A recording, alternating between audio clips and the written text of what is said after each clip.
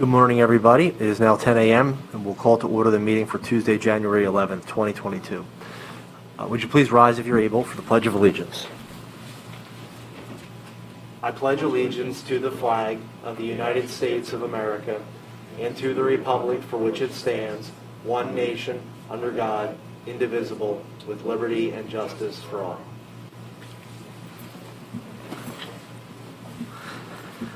At this time, we'll... Background fee for local use has helped us in terms of leveraging funds, so just above $8 million. Act 13 has helped us leverage roughly $900,000, and liquid fuels almost $2.5 million of other funding sources. And trying to put this in a summary of sorts, just wanted to show you how it looks in the county. We had these municipalities with the 14 projects. And this is in the 5 years of the program. Act 13 is 3. It's a little deceptive because we had been using this money for our multimodal bridge bundles. And as we were swapping money out, we've kind of like taken some projects out.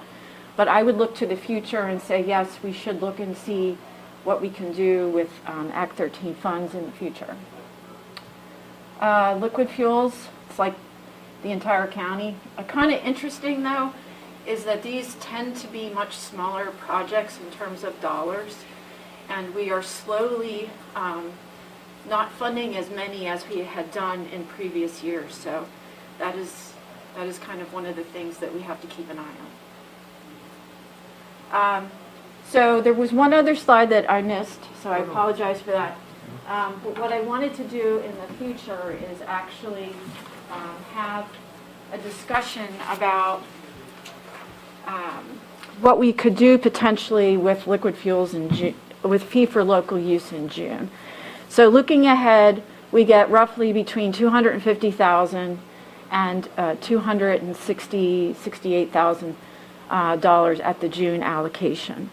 And looking what we received in terms of applications last year, we do have a handful of projects that we think would be valuable for us to pursue in June, if the commissioners are okay with that in concept. We of course have to wait for those funds to show up in June, but tentatively I have a list here. It would be Bellefonte Borough, Spring Street, and West Bishop pedestrian improvements, signage for Gregg Township, signage and equipment for Millheim Borough, and then improvements to roadways for Curtin Township, Rush Township, and Snowshoe Borough. And that number would be roughly $266,905.36 if we got the June allocation that we would anticipate, which is just under what we got last year, which was $269,650. So I apologize for that slide missing. I didn't intend to do that. But I can certainly put that slide up for next week or another time. Okay. Thank you very much, Ann. So yeah, today is just a presentation. We can, if we wanted to have any discussion on this, but to pick up where you left off, Ann, as we are coming out of that leveraging opportunity through the Pennsylvania Department of Health and Roadmap funds, we'll be looking for other potential uses for the $5 fee in the future. And the opportunity to allow some of our municipalities a green light for some of the projects that they applied for via the liquid fuels annual transportation application process would allow us to really kickstart some of those projects and get them going, and again leverage some hopefully hundreds of thousands from local municipalities. So if we have consensus today, you could bring this back for a future meeting and we could look to discuss it. Okay, that sounds good. Okay, yeah, so let's do that for a future meeting. You can bring those back and either next week or yeah, why not we say next week as we start to move forward on this. But any feedback, questions, comments on the presentation today? No. Okay, all right. And thank you very much for that. It's been a quick 5 years on that, and you joined us midterm with that, but yes, we appreciate all the work that's been done on this. Thank you. Thank you. Thank you. Okay. Okay, moving into our administrator's report, and we'll turn it over to Margaret. Thank you. Sure. As you are aware, Resolution 1 of 2021 allows the county administrator to sign contracts that are approved in the county's budget or to approve emergency financial transactions that need to be made quickly. And the resolution also requires a quarterly reporting to the Board of Commissioners so that you have a complete listing of all of the contracts that have been signed. In front of you this morning is a list of the fourth quarter of 2021. It includes 33 contracts, 24 of them are renewals, and 3 are additions to existing contracts because we've added new licenses or something of that kind. But that's the total list, 33, a little bit more activity in the fourth quarter than in the third quarter. Okay, thank you, Margaret. Any questions or comments on any of the listed fourth quarter items there? I think, again, a lot of these are, go, please. Yeah, Just glad please. Margaret's able Yeah. to take care of this for us. Yeah. It's, a lot of it is just, again, keeping the wheels on the bus and just making sure that we have, whether it's software, emergency preparedness items, we've got a lot of drug and alcohol things here, but it makes things a little bit smoother to be able to do this. So thank you, Margaret, for bringing this forward to us. Okay. Our next item is for our ABCs. We have 5 total. We have 3 for our Housing Authority, 1 for our Mental Health, Intellectual Disabilities, Early Intervention Office, and 1 for our Planning Commission. There are 4 reappointments.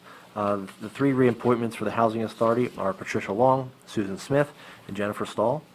For our Planning Commission, we have Richard Frank, who will be reappointed, and then we have a new addition to the MHID EI Advisory Board, which is Nathan Varner. And so we look for a motion for those appointments and reappointments. Motion to approve the appointments and reappointments for the authorities, boards, and commissions. Okay, it's been moved and seconded. Any final discussion? Hearing none, all in favor say aye. Aye. The motion has carried. Okay. We look for a motion to approve the CNET sponsorship for the 5 programs for the Central Pennsylvania Civil War Roundtable during this current year. Is there a motion to approve? Motion to approve the CNET sponsorship of the Central Pennsylvania Civil War Roundtable. I will second that. All right, it's been moved and seconded. Any final discussion? Hearing none, all in favor say aye. Aye. Aye. The motion is carried. Okay, and we'll turn to Commissioner Dershowitz for a voter registration report. Alrighty, we have 105,236 registered voters in Center County as of this morning. That's up 119 from last report. The Democratic registrants include 44,147 members. The Green Party, 147. Libertarian, 670.